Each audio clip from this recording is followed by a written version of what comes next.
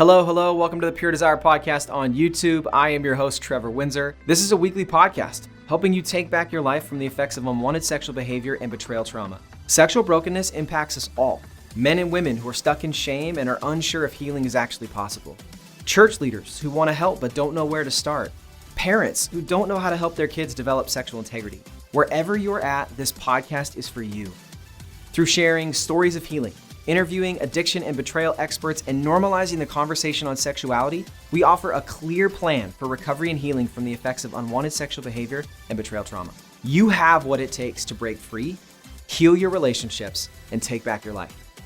Make sure to like, share, and subscribe to the channel. It helps us so much and really just pushes our message forward. All right, with that, let's get to this week's episode.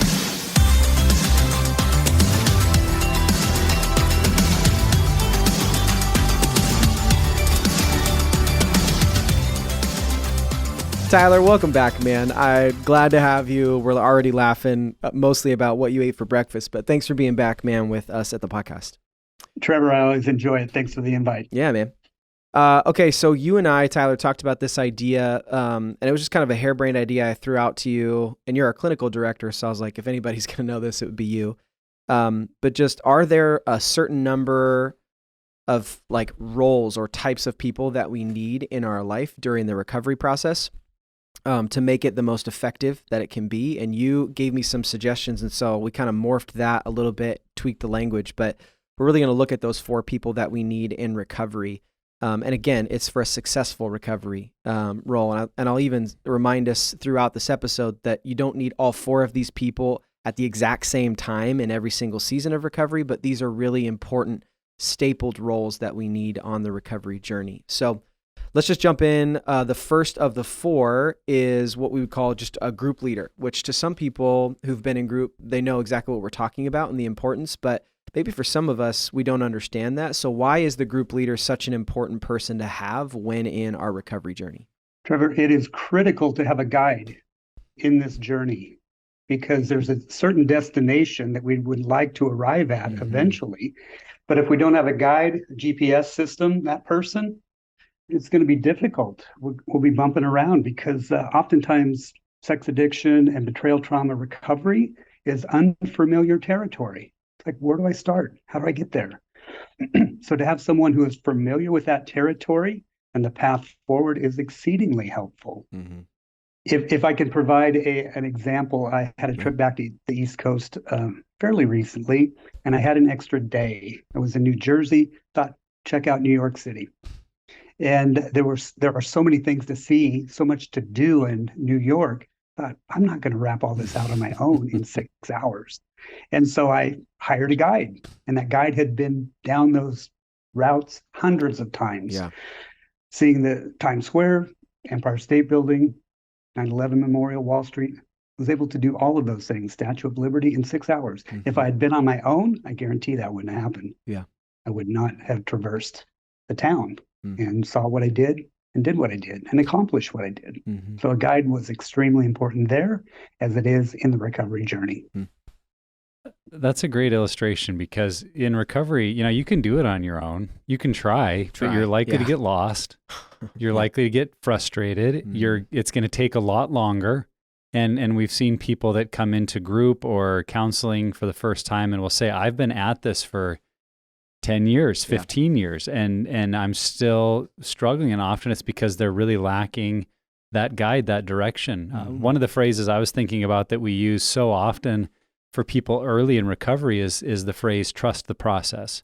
And if we're going to trust the process, part of that is knowing that someone ahead of us knows what the process is. Yeah. And that often is the group leader that can say, hey, I've walked through this before. I know what's coming. I know what is helpful to focus on now. Another role that may be in someone's life is their counselor, going to someone who has been trained in the area of sexual addiction recovery and can provide some parameters of here's why we're doing these things. Here's why this is helpful. Here's why, even if it doesn't make sense to you, it's going to be a part of your healing. And even in that role, I still find for so many of us, this was my story, even if we know they've walked the road before, this is what they're trained to do, there is an element of trust that we have to choose for our group leader, for our counselor, for that guide, just like you, Tyler, as you found that guide in New York City, you had to trust that that person knew what they were talking about, and they weren't going to lead you astray. And I find that when we come into group, and again, I'm saying this to myself, it was my story, there can be a level of pride that we're still dealing with of, I don't really need this. My struggle's not that bad. Man, I've heard some other people's stories, and they need help, but me, we can justify where we're at. And some of it's that choice of humility to say, I'm going to trust the process. I'm going to trust this guide, whether my group leader or counselor that's walked this road with many others. And I'm going to do things that I wouldn't naturally choose to do because I'm removing myself from the driver's seat of this experience. And that's what you're allowing the group leader, the guide, the counselor to do. And that doesn't mean they're going to do it for you, but it means you're going to trust the leadership. You're going to trust the process so that they can help you get somewhere that you haven't been before. Well, and Tyler, using your example, like let's say you're walking around for 6 hours and your guide knows that around hour 3, people tend to get a little bit hungry. And so, hey, maybe we should stop, like, hey, what kind of food do you like? Asking those questions, knowing that around hour 3, hey, we should probably stop and get some food because the next 3 hours are going to be tough if you haven't. So there is this role of a group leader that knows what's coming and can ask good questions to help prepare you for what's coming, but then also like challenge you. Like, well, bro, of course you're lagging. I told you to eat at 3 hours, but we're 5 hours in and now you're whining and complaining about being hungry. It's like, we talked about this. And it's not that a group leader is going to like put you on blast or like blow you up in front of the entire group, but there is still that role of, no, I'm going to press in here and I'm going to challenge you because I've walked this road before many, many times. I need you to trust me, that what you're talking about, Nick, but then also just know that the questions I ask you and the challenges I give you right now are going to set you up to have better success later in the group because I've experienced that. Absolutely. And that group facilitator may have made certain mistakes. Probably did. And he can speak truth into that situation. Yeah, for sure. Yeah, and I think that's the reality, that all the people we're talking about are still just people. So they're not perfect. They don't have all the answers, but they have something that they can provide to us to help along the way. And the next person we wanted to talk about, the second person you need in recovery is the group member or friend, or we might call this the accountability partner, the peer who's there for support. What is so powerful about having another person going through the recovery process with you? Yeah, by nature, addiction and betrayal trauma is extremely isolating and a lonely, lonely place. And to enter into that recovery process with someone by your side who has developed a common language with you, common experiences, common challenges, where they can support, encourage, and it's two ways. It works both ways. You're supporting that person, they're supporting you, and you recognize you're not in it alone. And the Lord sent people out 2 by 2. Yeah. We can't do this alone. Yeah. And we need that person by our side. And not relying on them for our recovery, but just having them as a source of strength, encouragement, all those things. Yeah. There's a couple principles that come to mind for me. And one is the principle of like, nothing of value that I do will I ever do alone, that it has to involve other people. And it's that encouragement piece. It's the knowing I'm doing something alongside someone else. Like when I'm struggling, I can look right across and see, oh, they're struggling too. We're in this together. And there's that band of brothers idea. But then the other one too, and I don't know why this comes to mind, but it feels like it applies. My freshman year of college on my baseball team, I remember there was this like gap between the head coach and me. There was this like authority thing. And it wasn't like I could just sit down with my head coach and just, like shoot the breeze. And like, so yeah, like this is what I did for today. It's the girl I talked to. This is who we had lunch with, like that kind of thing. That's something I could do maybe sometimes with my assistant coaches, but absolutely with the other guys who are on the team with me. That shared suffering that we went through when we're conditioning, when we're doing these drills we don't want to do anymore, when it gets monotonous, and recovery can absolutely get monotonous. And so that idea of like this co-sufferer with me going through it, that's relatable. And there's a ton of power in that, knowing that I'm not the only one having to go through this sucky recovery thing because I've caused a lot of damage. And I know it's good for me. I've heard that before, but sometimes it's hard to believe in the moment. But if you know you're not the only one doing it, there's tons of motivation and encouragement that can come from that. Well, and we've talked about this on a lot of podcasts, but the reason we call a blind spot is because you can't see it. And if you don't think you have one, well, it's because you can't see it. And it's probably evidence that you have one that you believe you don't. That's why it's a blind spot, and we all have them. And it's amazing how often in group, or when you're talking with a friend, or they're sharing their story, they're being real about their struggles, you hear in them something in a new way that you now see for yourself through fresh eyes. Like, oh, I've never understood the excuses I make until I hear it coming from you. Right. And now it's painfully obvious that I do the same thing, or I'm stuck in the same pattern. And that's the reality too. When we've been in any sort of addictive behavior, we're in a pattern. We're in a self-replicating, repeating cycle that's hard to break out of. And if all we do is keep seeing what we've always seen and doing what we've always done, we're likely going to keep getting what we've always gotten in terms of our results. So when I add another person to that equation, and I listen to their story, I listen to the attempts they're making, I learn from their mistakes, I learn from their growth, it just does something to change my pattern. And I think it's absolutely crucial. And I would say too, that having that person that we see as a peer, that we just feel is safe to call any time of the day, that we can be accountable to, that we can say, hey, I'm going to check in with you a couple times this week, let you know how I'm doing. That is really vital to have, in addition to the first person we discussed. And I've seen scenarios where people kind of confuse or mix the two roles for their mentor, their guide, their group leader. And that can be challenging if the group leader or a counselor or a pastor that we're working with is the only person we're being honest with. Because when it comes to accountability or being real about, man, I'm really struggling and I want to go to some bad sites, that fear of letting a mentor down or a pastor or a counselor and like, well, I don't want to tell them, right? It can almost enter into almost parent-child relationship feel of, well, I don't want dad to be mad at me. And even though I know my group leader's not my dad, they've kind of taken on a more fatherly role in some of our lives. It's just tough to have that also be the accountability person because of that layer of I'm letting them down, or how that makes me feel about my own family history. So that's where I think a group member, a peer, a friend that's in the journey with you, that you just know, like, they're in it with me. And I'm not worried about, are they disappointed in me or not? Because I know they're battling the same stuff. We're co-laboring. And I know that in a Pure Desire group, depending on your leader or the situation you're in, you may feel that with your leader, because we do say leaders are not experts. Leaders are not trained professionals. In some groups they might be, but a leader often is there for their own experience. And I've had times in group where I'm the leader, but I really feel it's a pure relationship. So if that's the case, that's not what I'm speaking to. I'm speaking more to where it's your counselor, your pastor, someone that you really look up to as the mentor and guide. That relationship is just not the same as, like you were saying, Trevor, someone you can just shoot the breeze with, bring up real petty stuff, ask unique questions about your struggle that probably aren't going to come up with your mentor or guide or counselor. So I think having both is so crucial because of the freedom we feel to communicate to that peer and or group member.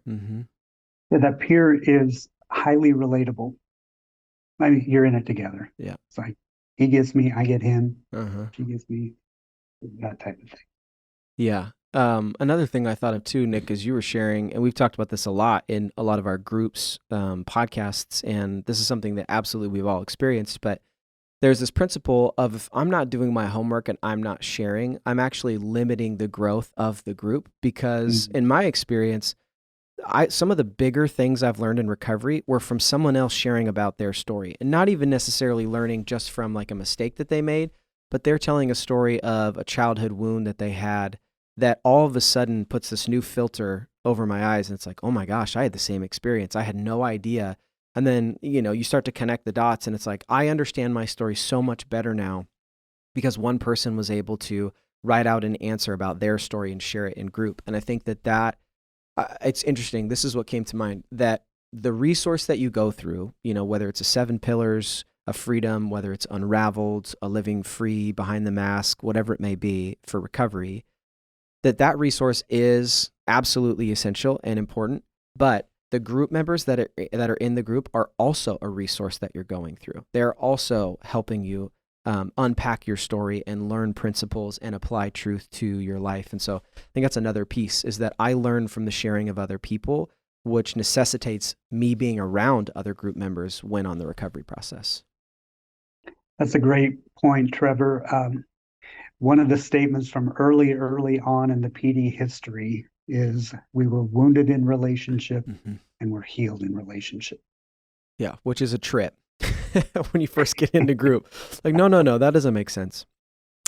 All right, let's keep moving. The third person that we need in recovery, and it's funny, I wrote it out as recovery veteran, but as we were talking before we started recording, it's more of just a healthy veteran, like someone who has health outside of just recovery. Maybe they have been through recovery, but how does someone further down the road of being healthy help us on our own journey? They're essentially modeling a healthy lifestyle. Like, what does that look like? Because some folks, they don't know what that looks like, a healthy lifestyle, where this individual has found a good rhythm in their choices, in their life, and there's someone to have fun with, someone who can step outside of recovery talk into just real world stuff. Let's just hang out and let me show you and tell you what I know. Yeah. I think about the quote that you will be essentially the same person 5 years from now as you are today, except for the books you read and the friends you keep. And the idea that the two sources of input are, knowledge or things we choose to learn and people we choose to associate with, because there is, I think, a natural human tendency that we become more like the people we associate with. Yeah. And so if we realize I'm stuck in some unhealthy patterns, there's a valid question to ask, is how healthy are the people around you? And are they making good lifestyle choices? And do you look at their marriage and see, wow, they have a relationship with their spouse that is at a depth, a level of connection beyond what I know how to experience right now. And so how can I watch them, learn from them, hang around them, just be in their world, be in their environment, so that some of that rubs off on me, that I become a little more like that kind of person. And I really think if we're looking for that, it's on us to pursue that person, to ask for their help, to just say, hey, I'd love to hang around you and learn. Could I come along on these things you do? Or could I be a part of that thing you've started? Because I think some of us have a tendency to wait and hope that we'll be invited or asked, or that some, healthy veteran ahead of us will come back and say, hello, my young son, let me take you along and the train Lord pressed you upon my heart this morning. And I sense that I am to pour in, most of us, if we are in that season of life where we could be an encouragement to someone else, we're not looking to impose. We're not looking to tell them what to do. It can feel like, hey, let me, teach you how to be a better husband. Like, oh, thanks a lot. But if someone pursues and asks, says, man, would you help me see what I'm not seeing? And that's really valuable. And so I just would encourage, if you don't feel like you really have many healthy role models in your life, I think you need to pursue those relationships and be bold to ask and say, would you mentor me in this area? Would you guide me? Would you just help me see how you got to this place and what that road looks like for me? Because I'm recognizing in your life things I want to see in mine. So help me learn from you. It's funny, this last weekend, we're going through a marriage study by Tim and Kathy Keller, and the topic was sex. And one of the things that Tim said in the study was that a lot of people want to, this is going somewhere, I promise. A lot of people want to have sex before they're married to see if they're compatible in that area before they get married. But he said what they don't know is that when you're married for 40 years, your sexual compatibility has these ups and downs, these waves that happen where maybe you're compatible at the beginning, but then a health thing happens or children change the scenario, and then your sexual compatibility changes.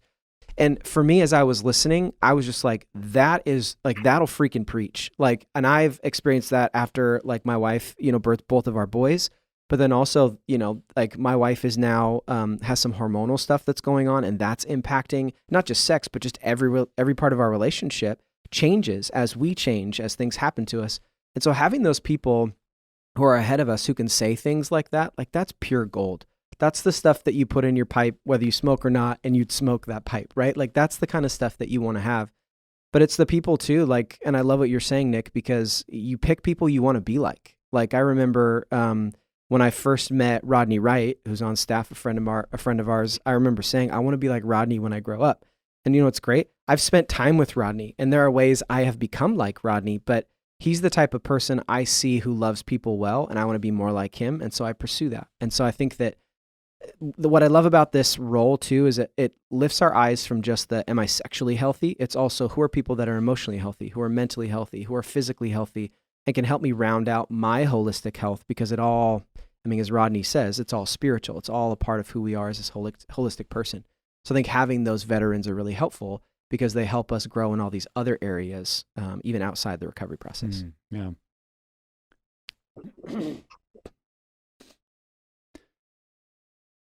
Right on. Let's keep going. All right. So the fourth person that we need in recovery, and I would say the most important, is Jesus. How is Christ, Tyler, how is Christ central to the recovery process? Because I know sometimes as we get into group and recovery and tools, it feels like it's just about what I need to learn, what I need to do, the steps I need to take. I mean, it's frankly a lot of hard work and hard things to face. So what is the role that Christ plays in our life and in recovery that helps us on this journey? Well, as we all know, recovery is a 2 to 5 year process. And when I tell folks that at the beginning, their eyes get really wide and they ask, "You've got to be kidding me. Is that true?" Right. Yeah, that's true. Yeah. Does that mean they're in counseling 2 to 5 years? No, but it does mean they're doing some type of restorative work, which includes their devotional life, their spiritual journey, their spiritual walk, their relationship with Jesus. We're all designed mind, body, and spirit. And in order to be healthy, we have to be healthy spiritually. And that connection with the Lord provides that. Yeah. John 14:7, I am the way and the truth and the life. If we want to know the way forward, know Jesus. If we want to know truth in life, know Jesus. If we want to seek an abundant life, know Jesus. It's the key. It really is the key. So in a journey for true health, wholeness, and restoration, an honest relationship with the Lord is not optional. But it's a part of it. It's a requirement, really. Yeah. To live as we're designed to live.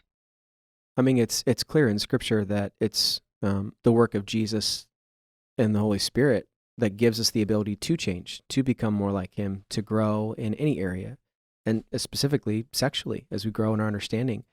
I think too, the Holy Spirit is, He's a counselor and a guide, and helps us make those connections as we're going through, like things like, in 7 pillars, going through your top 10, like writing those out and starting to see how those lies that you believed about yourself because of these terrible experiences have crafted the way that you view life and the way that you interact with other people and the way that you process your own pain and difficulty. And what's great is that those connections are made, but then the Holy Spirit is also who empowers us to start taking some steps outside of that and moving forward in a different direction. But too, like, I think that the lies are a huge piece. I think that the better that we are pursuing the Lord, the closer we are with Him, the more of God's word that we know, the more truth we're going to know, as you're talking about, Tyler, which we're able to combat the lies that were just like lodged in. I think Ted is the one, Dr. Ted is the one who said this, like that lies get lodged in our soul, and that, through our relationship with the Lord, those lies can be like destroyed and said, no, like this is who you really are. Because so much of the journey of recovery is unlearning a performance-based mindset of learning my value comes from how well I do, learning how to process the shame that I feel from, the brokenness I have in my life. And Jesus is absolutely central to every single aspect of that. And so it's just a no-brainer. And I know that some people may feel like on this podcast, in our resources, we don't emphasize that enough, but all three of us know that as an organization, in our resources, and then all three of us individually know that Jesus is the only reason recovery is possible. Yeah, I recall in my talk at Summit 2 years ago, that was kind of my main point, was the goal of recovery really is reattachment to God. That's what we were made for. I mean, Romans 11:36 says, "For all things were made by Him and through Him and for Him," that we exist by God, through God, and for God, that ultimately our life is meant to draw us back to our Creator and understand how to live eternally with Him and others. And so what happens in any addiction is really that continual separation and pain and woundedness that keeps us not just from relationships with other people, but a sense of relationship with God who made us and loves us and knows us, because we battle with these voices of shame or worthlessness or thinking that, God, the way I phrased it is God loved me because he had to, because in John 3:16, it says, God so loved the world, and I'm in the world, so he had to love me. And I prayed to believe in him, so he had to let me in. But like, if he had his choice, he doesn't really like me, didn't really want me in. Those are the voices of shame from my past. And so in recovery, it's not just that relationships heal us with other people. It's ultimately reattaching us to an understanding of the love of God, the Father, the Son, and the Holy Spirit, that he is for us. And that's one of those eye-opening moments I've seen happen in group, and in my own story, where you just have the fog lifted and realize, man, I've lived with this sense of shame, not just for myself, but how I think God views me. And that's not true.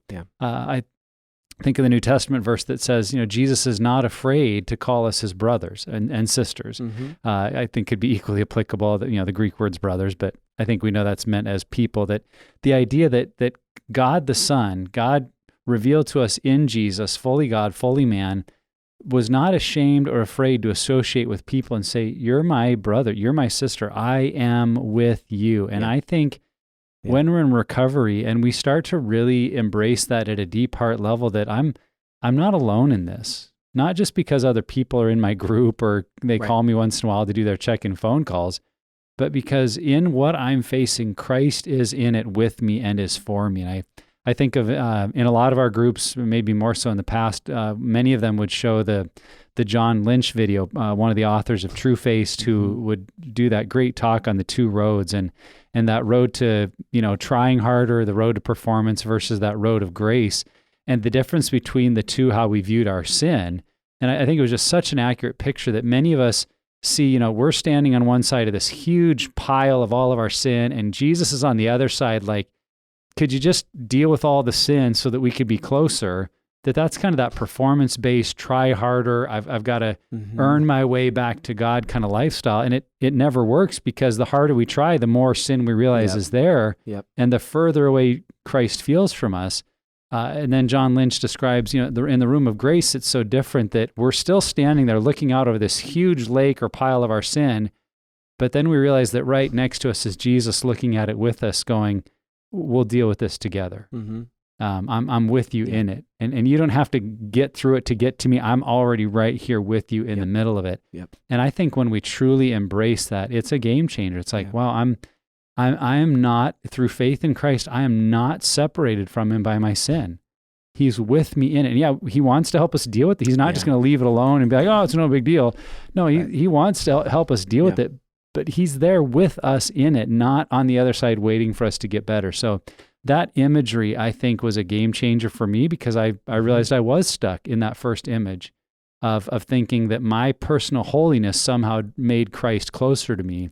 And that I really think was a lie that had to be dealt with. So when we see that he's there as the advocate, and, depending on how your theology is worded, you might think of it more as the presence of the Holy Spirit. That's God in us. You might think of it's God the Father and his loving care.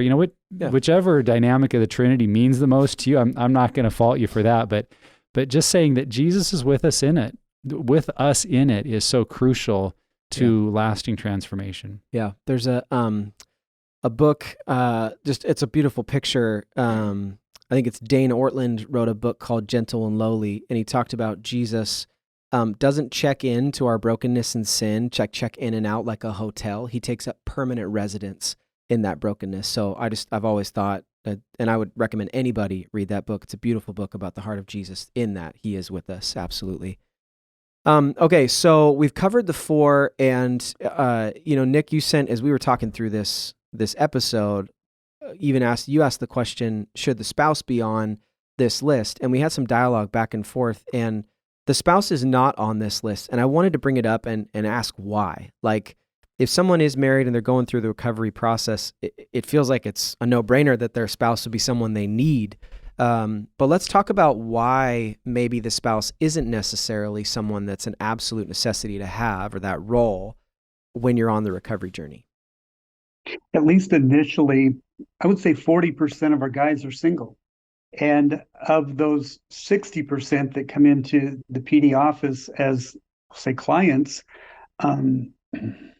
not all the spouses want to support their spouse, their partner. Yeah. It's like, you fix yourself, buddy. That's usually what will be said. Fix yourself. And we also cannot rely upon our spouse to facilitate healing and restoration. It's our responsibility. Right. That's why the spouse didn't hit the list, the 4 that I had drafted out. I had posed this question to guys in my group, men that I work with, and for several of them, the spouse did hit their list. Like, yeah, I need him or her to support and to encourage and to be a part of this restoration process. So for many, it's that relationship is incredibly important. Yeah. But others, they're not ready. They're not ready to be in the first chair of recovery. Yeah, and that's what I was thinking too, Tyler, that a spouse certainly can be a vital part of support, friendship, encouragement. Totally. But I think many of us, especially early in recovery, can make the mistake of in some way thinking it's my spouse's job to fix me, it's my spouse's role to help me, they should be doing some of this for me, or even thinking thoughts like, well, if only they did more fill in the blank, then I could be healthier. If only they would do these things. And it really is like in any relationship, there's some blame shifting, some putting responsibility on others for my change that's not healthy. And if we're doing that with our spouse at all, it's not only going to damage our relationship, it's going to really hold us back in our recovery. And so I'm, looking through our 4 categories, your spouse should not be your group leader. They're not your mentor. They're not the one guiding you through the process, because they're your spouse. They're not your leader, and your spouse is a different role. Your spouse also is not your accountability partner or your peer. Right. You may, depending on the marriage and where you're at in the relationship, there may be ways in which you can confide in them. You can learn to be real and vulnerable and honest like you would with a friend or accountability partner. But we've said it all the time on the podcast. They're not the person that should be getting all your reports and your weekly check-ins and your faster scale. And we've talked in other places where those tools can help in a marriage relationship that's on the road to recovery. But if they're your sole source of, well, that's the one person I'm honest with, that's going to be brutal for them and challenging for you. And it's just not, it's not healthy. So they're not your leader. They're not your mentor. They're not your recovery veteran. They're not Jesus. No. Yeah. They're your spouse. And I think there's that reality that we have to keep coming back to, that my behavior more often than not is going to be deeply wounding and hurtful to them. And to allow them space to be my spouse who is also hurt by this and needs some of their own support and recovery and healing, and I'm not leaning on them for my health, that's, I think, the awareness that we're in. Now, as you grow, as you start to make changes, as a couple, you hopefully begin to come back together in ways that you never even had before, because that's something we've heard over and over on this podcast with couples and stories of healing. It's like, we have a better marriage now than we have ever had. So that absolutely can be in your future. But if you're early in recovery, in some ways, you need to take the spouse off the list as someone that's helping you recover, and just let them be your spouse. And if they're hurting and wounded by what you've done, that's a road you've got to walk through, and let them be on that road without expecting that, well, if only you would help me, if only you would support me in my journey. Like, no. And in some ways, that's an old model too of co-addiction. Like, well, we're all here to help the addict get better, and it's our job to just support the process of the addict. We've now seen that, no, in a marriage, there's 2 people that need to take 2 journeys of recovery that have very different needs and support systems in place. And so to think about that, if you're the struggler, if you're the one that's walking through addiction, whether you're male or female, you have a spouse that's walking through a story of their own. And what kind of people might they need in their life? And that's honestly the best thing that you could do as you've thought through today. Who are the 4 people you need? It's to ask the question, well, who are the 4 people my spouse needs? And what could I do to help make sure they get those people? Yeah. Whether it's making time for them to go to their weekly group, helping support the financial side of you both being with a counselor, giving them time to hang out with a mentor or a friend that really breathes and provides health into their life, providing space for them to have a devotional life or to get away with God and not have the kids always around with their needs. Every person's situation is different, but I think that's the valuable question you could ask, is not, how does my spouse support me in my recovery, but instead say, who does my spouse need for their recovery and how can I help make sure they get that? Yeah. Because if both of you, as we've seen, if both of you have these kind of roles in your life and are getting healthy together, that's the greatest hope for your marriage, finding new footing and new ground together. So flip that question around and just say, how could I help make sure they have people in their life just as I am pursuing these relationships in my life? I was thinking about the example of someone who maybe has health issues because of their weight. And they realize that like maybe it's like diabetic, maybe it's something else that's like much more challenging for their life and their life expectancy. That's like, okay, we need to make some changes. We need to change the way that you eat. We need to start being more active. Like there are things that are going to be prescribed out of that. Now, if that person's spouse isn't on board with doing the same things, that's not a good enough reason for that person to do the work necessary to get healthy. Now, if the spouse is on board, will it be exponentially easier? 100%, no question at all.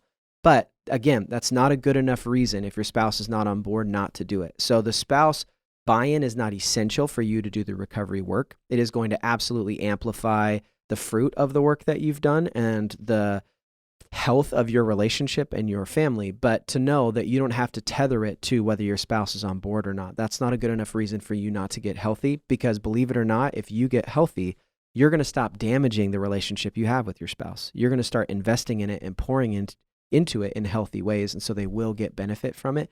And again, you don't want to keep yourself from that health or the benefit you could give the people around you. All right.